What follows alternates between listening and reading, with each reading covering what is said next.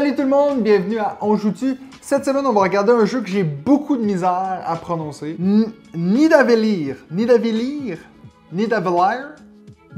c'est un jeu de 1 à 5 joueurs développé par Serge Laget et Jean-Marie Minguet et c'est distribué en Europe par BlackRock Games.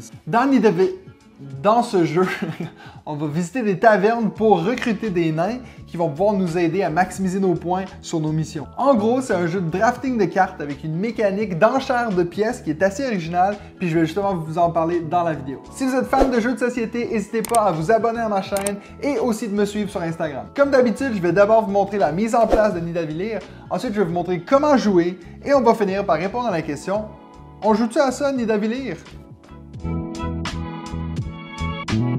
Donc, pour la mise en place de Nidavellir, la première chose que vous allez faire, c'est de séparer les cartes en deux âges. Donc, on aura deux paquets de cartes, un pour l'âge 1 et un pour l'âge 2. Si vous jouez une partie à 5 joueurs, vous pouvez ajouter les cartes qui ont justement le petit 5 dans le bas à droite. Sinon, si vous ne jouez pas à 5, vous pouvez remettre ces cartes-là dans la boîte. Ensuite, vous allez donner un plateau joueur comme ceci à chaque joueur, ainsi que pour chaque joueur, les pièces 0, 2, 3, 4, 5 en rouge. Ensuite, on va prendre les 5 diamants qui sont dans le jeu, et puis on va, dépendamment du nombre de joueurs qu'on est, en prendre un nombre égal au nombre de joueurs. Donc, si on est à 2 joueurs, on va prendre le 5 et le 4. Si on est à 3, on va ajouter le 3.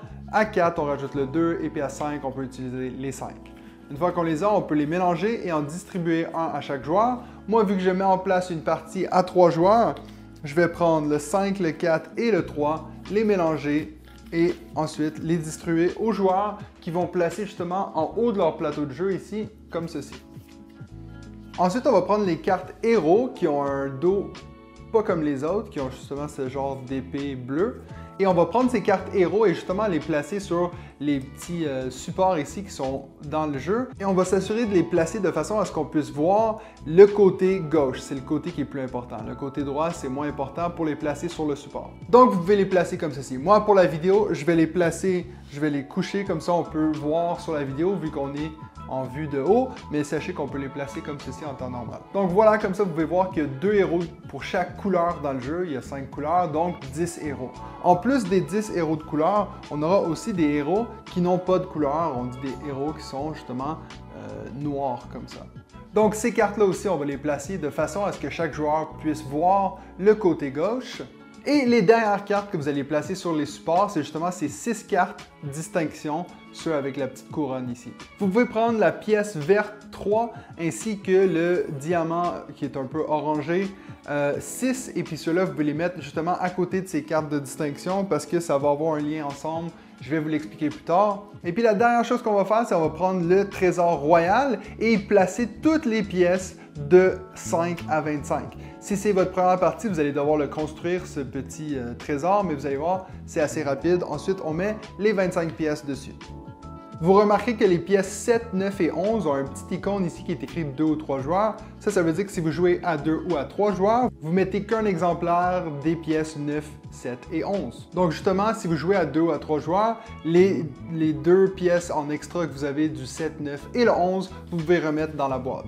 Donc justement, une fois que vous avez placé vos pièces, ça va ressembler à ceci. Assurez-vous qu'ils soient à la portée de tous, comme ça les joueurs peuvent aller prendre des pièces quand ils le désirent.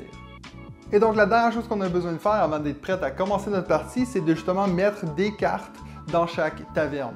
Donc on va prendre les cartes de l'âge 1. Donc une fois que les cartes sont bien mélangées, vous allez mettre un nombre égal au nombre de joueurs que vous êtes. Donc à 3 joueurs, on va mettre 3 cartes par taverne. À 4 joueurs, on va mettre 4.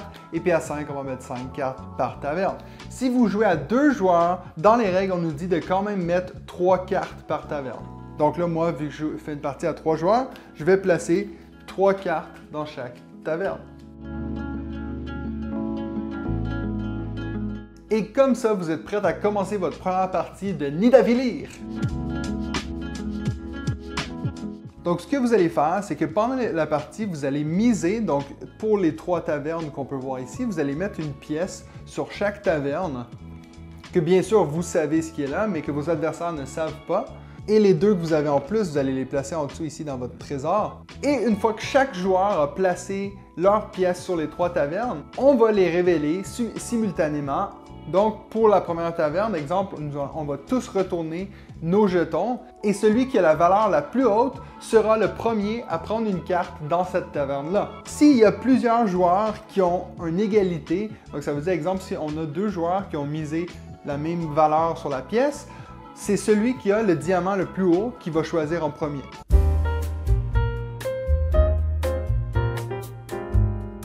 Ensuite, une fois que les enchères sont faites pour cette taverne-là, donc chaque joueur choisit une carte, les 2 joueurs qui avaient la même valeur de pièces vont échanger leur diamant. Donc ça veut dire que si moi, exemple, j'avais la même pièce que le joueur qui avait le diamant 5, ben on va échanger nos diamants. Et puis maintenant, donc c'est moi qui aura le 5 et l'autre joueur qui aura le diamant 4. Donc on a 5 couleurs de cartes, 5 catégories de cartes qu'on va choisir justement dans une partie de Nidavellir. Un peu comme dans beaucoup de jeux de draft, les différentes couleurs vont faire des points de différentes façons. Une distinction qui est très importante de faire, c'est que parfois on va parler de nombre de cartes et des fois on va parler de nombre de rangs. Donc quand on parle de rangs, c'est bien le nombre de flèches qu'on a sur les cartes. Parce que par exemple, comme vous pouvez voir, certaines cartes vont en avoir justement 2. Ceci, ce serait une carte à 2 rangs parce qu'il y a 2 enseignes comme ça. Donc ce serait une carte à 2 rangs. Comme vous pouvez voir, il y a même des cartes qui ont 3 rangs, par exemple. Donc, portez bien attention à ça parce que pendant l'explication, je vais souvent parler de rangs. Donc, quand on parle de rangs, c'est vraiment le nombre de flèches de couleurs, comme ça. Alors, les cartes violettes et les cartes vertes, comme vous pouvez voir, plus on va les accumuler, plus on va les mettre vis-à-vis le nombre de points qu'ils valent. Donc, ça veut dire plus je vais en accumuler, exemple des violettes, je vais les mettre ici pour que les flèches violettes arrivent sur le nombre de points qu'elles équivaut. Donc, par exemple, si à la fin de la partie, j'ai ces 3 cartes violettes comme ça veut dire que les cartes violettes me rapportent 12 points. C'est la même chose pour les cartes vertes. Donc, plus on va les accumuler, on peut compter le nombre de rangs qu'on a et puis ça va être le nombre qui est ici qu'on va faire en points. Comme vous pouvez voir, la différence entre les rangs des verts et les rangs des violets sont différents. Donc, on peut voir que les rangs verts, ça vaut la peine d'en accumuler plusieurs parce que vers la fin, ils valent beaucoup plus de points pour le même nombre de cartes que les violettes, par exemple. Mais au début, les violettes valent un petit peu plus jusqu'à, exemple, le rang qui est ici. Ensuite, on a les cartes de rang bleu. Donc, ces cartes-ci, c'est simplement, à la fin de la partie, on va additionner tous les nombres qu'on a sur ces cartes bleues-là. Et puis, ça va être notre total de points pour les cartes bleues.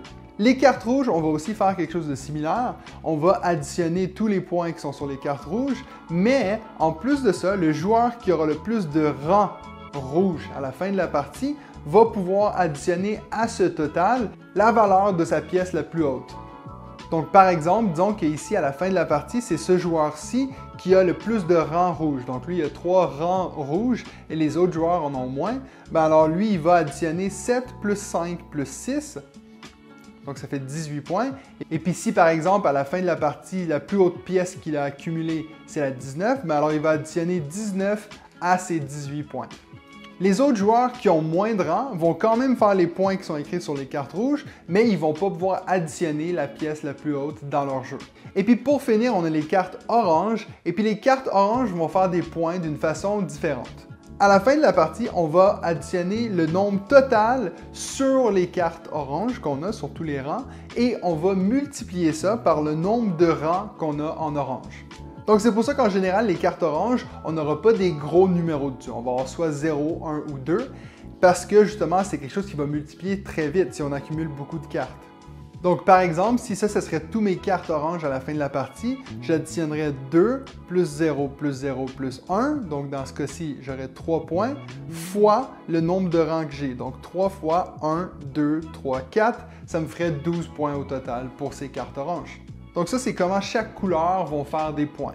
Maintenant, assurez-vous que lorsque vous placez vos cartes, vous les mettez vraiment dans 5 colonnes distinctes, comme ça, chaque joueur peut voir combien de cartes vous avez de chaque couleur. Parce qu'il y a un réel intérêt à avoir une ligne complète, donc c'est-à-dire un même nombre de cartes pour chaque couleur. Donc dans cet exemple-ci, comme vous pouvez voir, j'ai au moins une carte des 4 couleurs, il manque une carte orange. Si je gagne une enchère et puis que je choisis une carte orange, puis je la place ici, ça me fait une ligne complète de tous les couleurs. Ça veut dire que ça me donne un petit bonus qui est que je peux aller me chercher un héros et le rajouter à mon jeu. Donc pour rappel, hein, les héros, c'est les cartes justement que je vous avais montré avec l'épée bleue comme ça à l'endos. Donc il y en a 10 qui sont de couleur et il y en a aussi 10 qui sont noirs. Si vous décidez de prendre un héros qui est noir, vous allez justement le placer à la gauche de votre plateau de joueurs, comme on peut voir où il y a le même symbole ici. Sinon, les héros de couleur, eux, ils sont placés dans la même colonne de couleurs que les autres cartes. Bien sûr, je vais vous expliquer chaque carte héros en détail à la fin de la vidéo, mais on va d'abord retourner aux enchères. Maintenant que je vous ai expliqué comment les cartes vont faire des points, je veux qu'on retourne rapidement aux enchères parce que je vais vous montrer maintenant comment améliorer nos pièces. Donc, tous les joueurs auront 5 pièces avec eux, dont une pièce qui aura comme ceci, le petit symbole ici, trésor égale trésor royal, comme ça.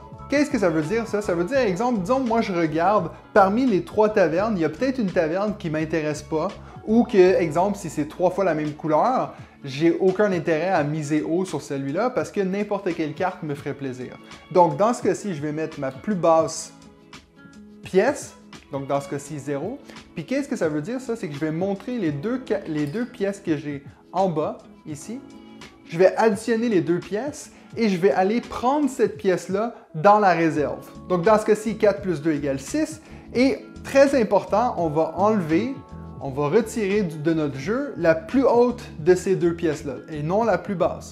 Donc dans ce cas-ci, j'aurai maintenant un 6 et un 2. Donc ça, vous allez faire ça tout au long de la partie. C'est comme ça qu'on fait pour améliorer nos pièces. Par exemple, si plus tard dans la partie, je mets ces 2 pièces-là, 5 et 6, donc je vais pouvoir les accumuler les deux, enlever le 6 et me prendre la pièce 11. Encore une fois, si on a plusieurs joueurs qui font la même action en même temps, on va regarder par rapport au diamant, celui qui va prendre la pièce en premier. Le plus haut diamant va commencer par prendre ses pièces et ensuite ça suit dans l'ordre. Si, exemple, je viens pour prendre une pièce, donc dans ce cas-ci, j'ai 5 plus 2, je vais aller prendre la pièce 7. Et puis, comme vous pouvez voir, il ne reste plus de pièces de valeur 7 parce qu'un autre joueur l'a déjà pris. Ben, alors, dans ce cas-ci, je vais prendre la prochaine pièce de valeur la plus haute. Donc, dans ce cas-ci, je vais prendre le 8. S'il n'y avait plus de 8, ben, je prendrais un 9 et puis ainsi de suite. Parfois, dans les tavernes, vous allez trouver des cartes comme ceci, avec un symbole de pièce plus 3. Si vous choisissez cette carte, vous pouvez immédiatement ajouter 3 de valeur à une de vos pièces. Et quand je dis immédiatement, c'est immédiatement. Ça veut dire que, exemple, si moi j'ai pris ça au premier tour, à la première taverne, j'ai pas encore montré mon 0 qui change mes pièces, je peux alors à ce moment-là prendre 3 et puis le mettre sur ma pièce de plus basse valeur que j'ai mis en dessous ici pour m'assurer d'avoir une encore plus haute pièce après. Donc dans ce cas-ci, je pourrais aller me chercher un 5 et puis ça veut dire que quand je vais retourner mon 0, à la place de faire 7, je vais faire 10. Ou on peut même ajouter ce plus 3 à la pièce qu'on vient juste d'utiliser. C'est n'importe quelle de nos pièces, on fait plus 3. Ensuite, cette carte-là est défaussée. Une fois qu'on a distribué toutes les cartes de l'âge 1, on va passer à l'attribution des distinctions. Qu'est-ce que ça veut dire ça? Ça veut juste dire qu'en fait, on a ces 5 cartes de distinction des 5 couleurs du jeu et puis on va les donner aux joueurs qui ont la majorité en rang dans ces couleurs-là. Donc ça veut dire qu'exemple, pour la première carte qui est ici, la carte rouge de distinction, on va la donner justement au joueur qui a le plus de rang rouge. Donc par exemple, si moi ici j'en ai 4, mes adversaires en ont 2 chaque, ben, c'est moi qui vais prendre cette carte-ci et puis ce qu'elle me donne, cette carte-ci, c'est qu'immédiatement, je vais faire un plus 5 à une de mes pièces que j'ai en main. Le joueur qui a la majorité en bleu après l'âge 1, ce que lui peut faire, c'est de prendre les 3 premières cartes du paquet d'âge 2, les consulter et en prendre un qu'il va prendre dans son jeu gratuitement et les 2 autres cartes, il va retourner dans le paquet de l'âge 2. Celui qui a la majorité de rang orange, il va pouvoir prendre le diamant avec une valeur de 6, donc lui, il sera toujours premier en cas d'égalité. Et puis, contrairement aux autres diamants, celui-ci, on ne va jamais l'échanger en cas d'égalité. Donc, le joueur qui a la majorité orange va toujours gagner les égalités. Et aussi, à la fin de la partie, ça va valoir 3 points. Le joueur qui a la majorité en rang vert, il va prendre son jeton, sa pièce de 0, la mettre dans la défausse et prendre la nouvelle pièce 3 qui a le même symbole ici. Donc, ça veut dire que lui, il n'aura plus de 0. Ça lui donne peut-être une chance de gagner contre d'autres 0 avec ce 3. Et la dernière carte de distinction, c'est justement la carte de distinction violette. Et puis tout simplement, on va prendre la carte de distinction violette qui va avec et la donner à ce joueur-là. Donc le joueur qui a le plus de violette violet, ça lui permet de mettre 2 rangs violets de plus dans son jeu. Ensuite, une fois qu'on a attribué les distinctions, on va mélanger les cartes de l'âge 2 et on va faire la même chose pour l'âge 2. On va distribuer les cartes et passer au travers du paquet. Une fois qu'on a distribué toutes les cartes du paquet 2, de l'âge 2, on va passer à la phase finale de score. Et puis pour le score, tout ce qu'on va faire simplement, on va écrire nos noms en haut ici et on va attribuer nos points pour les rouges, pour les verts, pour les oranges, pour les violets, pour les cartes bleues. Si vous avez pris des cartes noires, ils vont aussi mettre des points ici. Et pour finir, vous allez prendre le total de toutes vos pièces, les inscrire ici. Et puis bien sûr, pour le joueur qui aura pris le diamant, le plus 3, il va aussi venir en bas ici. On additionne tous ces totaux-là et puis le joueur qui a le plus de points est le vainqueur. Maintenant, je vais juste prendre 2 secondes pour vous expliquer les cartes de héros et puis leurs effets. Donc, voici les 10 cartes héros de couleur. On va commencer par les verts. Si vous prenez la carte Harald, ça veut simplement dire que cette carte-ci vaut 2 rangs. Si vous prenez la carte Dagda, cette carte-là vaut encore plus, elle vaut 3 rangs. Par contre, si vous voyez ici avec le petit symbole de feu, ça veut dire que vous êtes obligé de vous défausser 2 cartes dans votre jeu. Donc, c'est plus risqué de prendre celle-ci. Par contre, la récompense est plus grande. Ensuite, on a Kraal ici. Puis Kraal, en fait, il vaut 7 points. Mais par contre, il vaut aussi 2 rangs. Ça veut dire que si, exemple, vous devez vous rattraper aux autres qui ont plus de rangs que vous, ça peut valoir la peine de prendre Kraal, même s'il vaut moins de points que Tara. Par contre, il y a un rang de plus, ce qui peut vous aider dans les majorités, par exemple. Tara, elle, simplement, elle vaut 14 points. C'est une carte rouge qui vaut 14 points. Ensuite, les cartes bleues, on a Ouria ici. Ouria, elle, vaut 20 points. Par contre, on a une contrainte. On est obligé d'avoir au moins 5 cartes bleues avant de pouvoir accéder à cette carte. Ensuite, on a la carte Idun, qui est aussi une carte bleue. Celle-ci, elle vaut 7 points. Et en plus de ça, à la fin de la partie, elle va vous rapporter 2 points additionnels par nombre de rangs bleus que vous avez dans votre jeu. Donc, je vous montre un exemple banal ici, mais si j'avais ces 2 cartes-là à la fin seulement, j'aurais 27 points plus 2 fois les 2 rangs, donc plus 4, donc 31 points. Bien sûr, l'exemple n'est pas tout à fait juste parce que ça prend au moins 5 cartes pour pouvoir prendre celle-ci, mais c'était juste pour vous montrer un exemple du pointage de Idun. Ensuite, on a Lockdur qui est une carte orange. Celle-ci, c'est la carte orange de plus haute valeur. C'est la seule carte du jeu qui vaut 3 points. Par contre, elle n'est qu'un rang. Contrairement à Zoral ici, qui a 3 rangs, donc c'est un multiplicateur de 3. Par contre, elle vaut que 1 point. Donc, si vous avez beaucoup de cartes oranges et beaucoup de valeurs, ça peut valoir la peine de prendre plus de multiplicateurs de points comme ça. Et puis finalement, on a les 2 cartes de héros violets qui sont simplement des rangs additionnels qu'on va ajouter à notre collection. Par contre, ici, Bonfur, lui, il faut qu'on défausse une de nos cartes si on veut le prendre, tandis que Aegur, lui, c'est simplement 2 rangs sans malus. Si on veut, on peut aussi choisir de prendre des cartes de héros noirs qui ne sont pas associées aux couleurs du jeu. Par exemple, on a les 5 jumeaux d'Ouerg en haut ici qui sont tous pareils, excepté pour leur pilosité faciale. Comme vous pouvez voir, plus vous en avez à la fin de la partie de ces frères-là, plus vous allez faire de points. Astrid, à la fin de la partie, va valoir autant de points que votre pièce de valeur la plus élevée. Donc, elle peut valoir potentiellement jusqu'à 25 points. Ulin, c'est une carte assez spéciale. Ce que ça permet de faire, en fait, quand vous avez la carte Ulin, c'est que vous pouvez attendre que tous les joueurs aient choisi leur mise pour les enchères. Et puis, une fois qu'ils ont révélé leur montant, donc tous vos adversaires, ils montrent la valeur qu'ils ont mis, vous pouvez ensuite mettre la valeur que vous voulez pour aller à cette enchère. Donc vous, en fait, vous misez toujours après les joueurs. Et puis en plus de ça, elle vaut 9 points. Skaa, ici, elle vaut simplement 17 points. Grid, elle vaut 7 points et en plus, on peut immédiatement ajouter plus 7 à une de nos pièces. Ensuite, on va arriver aux 2 cartes les plus compliquées selon moi. Donc si vous prenez la carte Illud, vous allez choisir de la mettre dans une de vos rangées, une de vos colonnes de couleurs. Et si vous prenez cette carte dans l'âge 1, alors vous pouvez décider de la mettre où vous voulez, juste avant l'évaluation des distinctions. Par exemple, s'il vous manque une carte verte pour pouvoir avoir la majorité dans les cartes vertes, donc vous pouvez la placer à cet endroit-là pour pouvoir prendre la majorité de la couleur verte. Bien sûr, pour les distinctions, vous pouvez décider de la mettre dans n'importe quelle colonne, mais qu'une fois. Vous ne pouvez pas la mettre pour chaque majorité des distinctions. Et si vous prenez Ilude pendant la deuxième âge, ben alors vous pouvez la mettre dans n'importe quelle colonne pour la fin pour les scores. Si vous regardez en haut de la carte ici, ça va représenter le nombre de points qu'elle va faire selon la colonne. Donc si vous la mettez avec les bleus par exemple, elle va valoir 11 points, avec les rouges 7 et avec les oranges 1. Donc à vous de choisir dans quelle colonne vous voulez la mettre à la fin, juste avant le calcul des scores. Et puis pour finir, on a Trude ici. Si vous prenez Trude, vous allez la placer sur une colonne comme ceci et Trude ne peut jamais être recouverte. Donc par exemple, si moi je prends une carte orange puis je veux la placer ici, je vais être obligé de la changer de colonne. Donc ça veut dire que c'est à moi de la mettre ailleurs. Bien sûr, l'avantage de ceci, c'est que ça peut nous créer des héros. Elle peut aider à créer des héros. Donc si, exemple, ici, je la place ici, j'ai 2 rangs dans toutes les couleurs. À ce moment-là, je peux aller me chercher un autre héros. Encore une fois, si j'arrive pour le placer sur le bleu, je vais déplacer Trude ailleurs. On ne peut jamais la recouvrir. Et puis bien sûr, à la fin de la partie, elle va valoir un 13 points additionnel. Voilà, c'est comme ça qu'on joue à Nidavellir. Si vous avez des questions, n'hésitez pas à les mettre dans les commentaires et puis ça va me faire un plaisir d'y répondre.